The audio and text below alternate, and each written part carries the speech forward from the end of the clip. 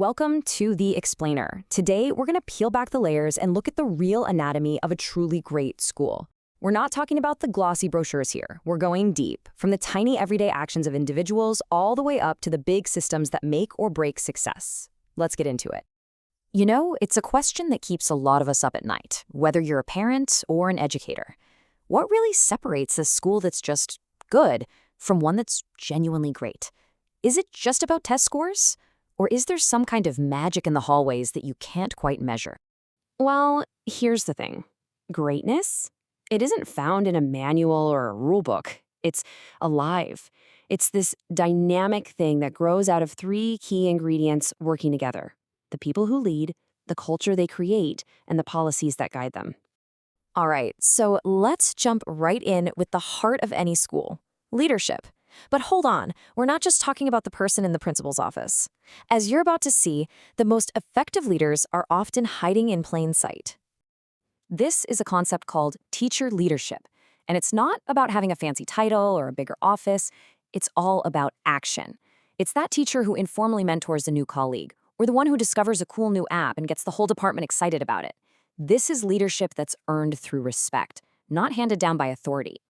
Let's make this real. Picture this. A teacher notices her coworkers are kind of nervous about using some new technology. Now, she could just complain about it, right? But she doesn't. Instead, she steps up, organizes a little get-together to share tips and tricks. That is teacher leadership in a nutshell.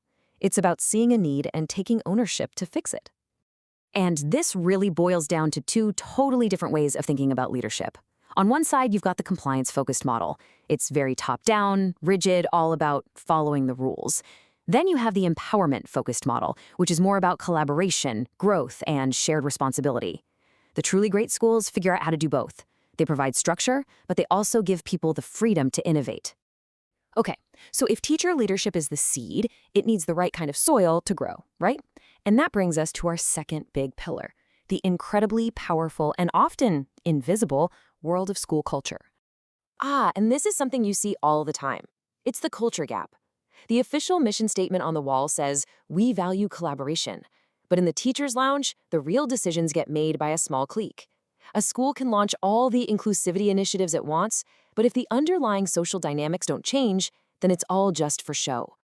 You know, the big takeaway here is that you've got to think of culture like a powerful river current. You can have all the official policies you want trying to paddle in one direction, but the unspoken rules, the fear of judgment, the way we've always done things, that current is almost always stronger. A school's culture will either carry it forward or drag it down. I mean, just think about it from a new teacher's perspective. They're not learning the ropes from the employee handbook. No, they're watching the veteran teachers. They see how they talk to students, how they handle a tricky parent phone call. It's so true what they say: culture isn't taught, it's caught. So that's the big question, isn't it? If culture is this powerful, invisible force, how on earth do you actually shape it? Well, that leads us right to our third pillar: policy. This is how we build a bridge from a beautiful vision to everyday reality. See, the best policies aren't just written down and then forgotten. Nope, they're alive, constantly evolving. It's a cycle. You start by actually talking to your teachers. You gather feedback. Then you check, is the policy being used the way we thought it would be? You dig into the data. Is it actually helping students? And then, the most crucial part, you use everything you've learned to make it better. Lather, rinse, repeat. And you can see this exact process play out when schools roll out big, new programs. You don't just dump a pile of new textbooks on teachers' desks and wish them luck. No way. You start by assessing the real needs, you create a solid plan, you support people through the rollout, and you're constantly checking in to see how it's going. That discipline is what separates the programs that succeed from those that just fizzle out. Okay, but let's get real for a second. We can talk about new programs and policies all day, but what about the teachers? If they're completely burned out, even the most brilliant plan is dead on arrival. So how do you keep moving forward without completely overwhelming your staff? Look, the answer isn't to just stop trying to get better. Of course not. It's about being smart about it. This is where really good management is absolutely key. It means taking a hard look at workloads, making sure everyone knows exactly what their role is, and just organizing things in a way that's fair and makes sense. It's about protecting your most important resource: your people. So, we've talked leadership, culture, policy, and it all funnels down to one thing: the entire reason we're even having this conversation. Our fourth and final pillar, what this all means for student learning.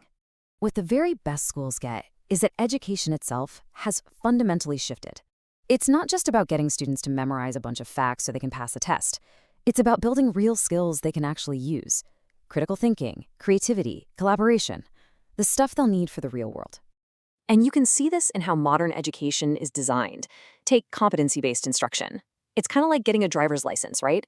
You don't just pass the written exam, you have to prove you can actually drive the car. And spiral progression, that's about revisiting ideas over and over, each time going a little deeper. It's how you build real, lasting understanding. And this, right here, is the bottom line. It's the ultimate litmus test for every single decision a school makes. From a new hiring policy to the daily bell schedule, everything has to be measured against one simple question. Does this help our students learn and grow? That is the North Star that guides a truly great school. So at the end of the day, a great school isn't just bricks and mortar. It's an ecosystem, a community. Every single person, every teacher, every leader, every policy plays a part in shaping it. So now that you know how it all fits together, the only real question left is, what's the one change you can make to help it thrive?